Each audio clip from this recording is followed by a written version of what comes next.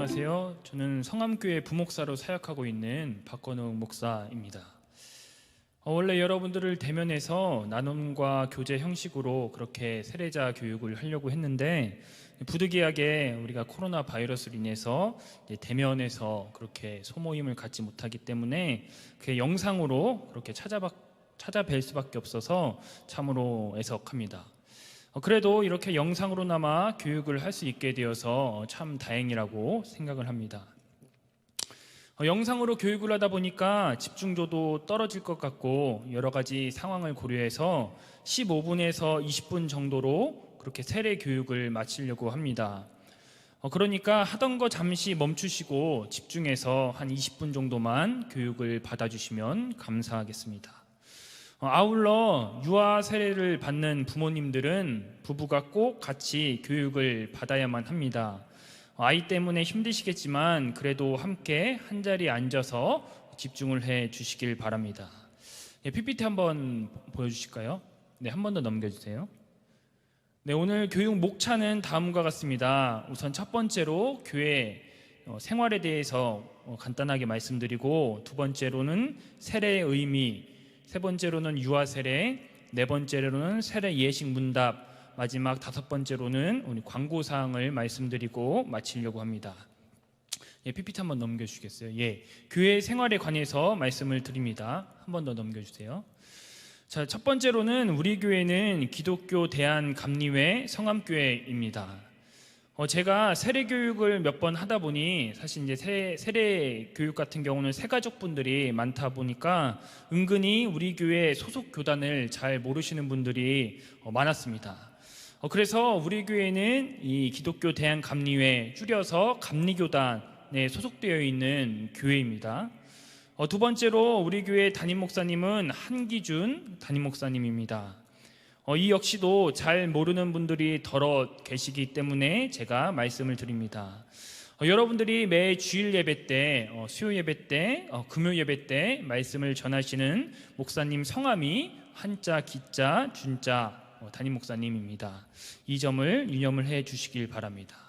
자, 그 다음으로 살펴볼 것은 사도신경과 주기도문을 우리는 알아야만 합니다.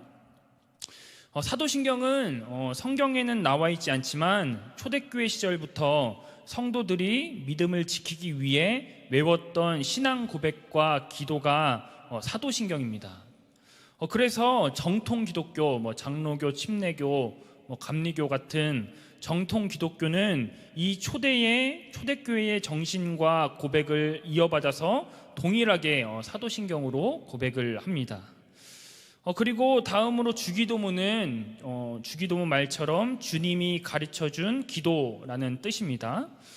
누가복음 11장을 보시면 제자들이 우리들에게 기도를 가르쳐 주십시오 라고 예수님께 요청을 했는데, 그때 예수님께서 제자들에게 직접 가르쳐 주신 기도가 이 주기도문입니다.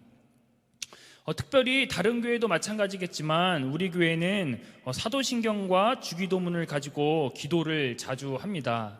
따라서 외워두시면 좋을 것 같고, 그리고 기독교 신앙생활의 필수적인 요소이기 때문에 반드시 외워야 한다고 생각을 합니다. 우리가 비록 영상이지만 여러분들의 있는 자리에서 우리가 다 같이 큰 소리로 사도신경과 주기도문 한 번씩 따라서 읽어보겠습니다. 먼저 사도신경입니다.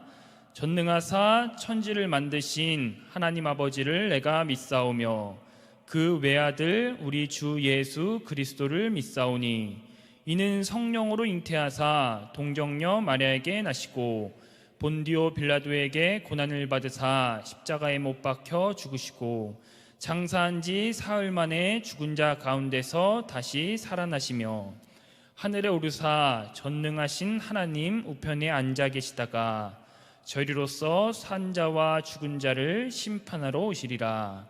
성령을 믿사오며 거룩한 공예와 성도가 서로 교통하는 것과 죄를 사하여 주시는 것과 몸이 다시 사는 것과 영원히 사는 것을 믿사옵나이다. 아멘.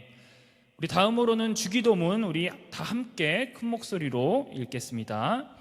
하늘에 계신 우리 아버지여, 이름이 거룩히 여김을 받으시오며 나라가 임하시오며 뜻이 하늘에서 이룬 것 같이 땅에서도 이루어지리이다. 오늘날 우리에게 일용할 양식을 주시옵고 우리가 우리에게 죄 지은 자를 사하여 준 것 같이 우리 죄를 사하여 주시옵고 우리를 시험에 들게 하지 마시옵고 다만 악에서 구합시옵소서. 나라와 권세와 영광이 아버지께 영원히 있사옵나이다. 아멘. 네, 여러분들이 방금 우리가 고백한 사도신경과 주기도문을 여러분들 꼭 외워서 세례 받기 전에 여러분들이 그렇게 꼭 외워주시면 감사하겠습니다. 다음은 짧게 우리가 세례의 의미에 대해서 나누려고 합니다. 특별히 감리교회는 한 번 더 넘겨주시겠어요? 특별히 감리교회는 교리와 장정에 따라서 감리교인을 원입인과 세례아동과 세례인과 입교인 이렇게 네 가지로 분류를 합니다. 제가 이렇게 작게 글씨를 써서 잘 안 보이실 수 있겠지만 이 원이민이라는 것은 무엇이냐? 예수 그리스도를 믿기로 결심하고 교회에 출석하는 일을 의미를 합니다. 세례 아동은 6세부터 12세까지로 세례받는 아동이고 유아 세례는 5세 미만까지가 해당됩니다. 세례인은 세례 아동으로 13세 이상 된 이와 원입인이 1년 이상 교회에 충실히 출석한 후 세례를 받는 일을 의미를 합니다. 그러니까 지금 여러분들은 원입인에 해당이 되는 것이고 세례를 받으면 세례인이 되는 것입니다. 마지막 네 번째로 입교인은 18세 이상 된 세례인을 담임 목사가 입교시킨 일을 의미합니다. 이 입교인은 교회에 정식적으로 멤버가 되었다라는 그러한 선언으로 우리가 해석을 해볼 수가 있습니다. 따라서 세례인이 이제 입교인이 되는 겁니다. 우리 교회 같은 경우는 세례와 입교식을 동시에 진행을 한다는 것을 여러분들이 잊지 마시길 바랍니다. 자, 다음입니다. 세례를 받기 위해서는 성경과 교리를 공부하며 교회의 규칙을 지키고 진실한 믿음과 경건 생활에 힘쓰고 예수 그리스도를 구주로 고백하여야만 합니다. 그리고 세례를 받으려면 소정의 신앙교육을 받고 지금처럼 이제 신앙교육을 받고 세례 문답을 마친 후에 세례 예식에 참여해야만 합니다.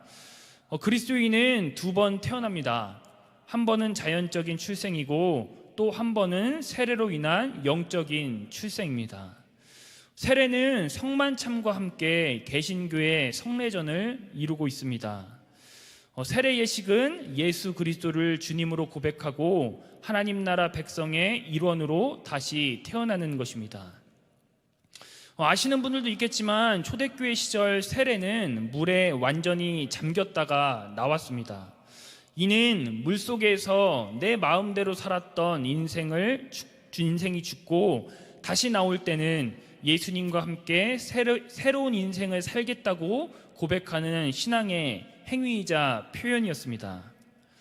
그래서 침례교 같은 경우는 세례탕을 교회에 만들어서 그렇게 하는 경우도 있습니다. 하지만 거의 대부분의 교회는 이 집례자가 세례자의 머리에 물을 끼얹고 안수함으로써 그 의미를 되새기고 있습니다. 그리고 우리 교회에 소속된 감리교단도 마찬가지로 머리에 안수를 함으로써 세례를 거행한다는 점 여러분들이 참고하시면 좋을 것 같습니다. 다음입니다.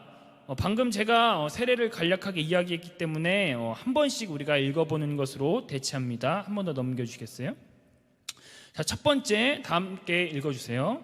1번, 세례는 그리스도의 죽음과 부활에 참여함을 뜻합니다. 제가 아까 이야기한 것처럼 물에 들어갔다가 나왔을 때 다시 새로운 인생을 한다는 것을 의미를 하는 것입니다.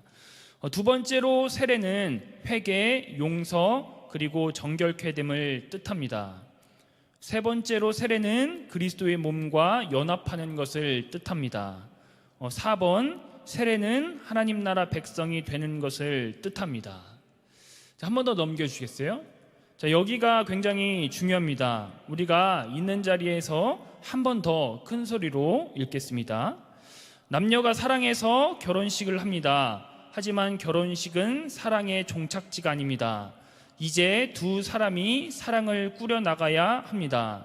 마찬가지로 세례는 완성이 아니라 시작입니다. 이 말처럼 남녀가 사랑해서 결혼식을 했다고 해서 그들의 인생이 완성된 것이 아닙니다. 사실 이제부터 그들의 인생은 본격적으로 완성이 되어지는 것입니다.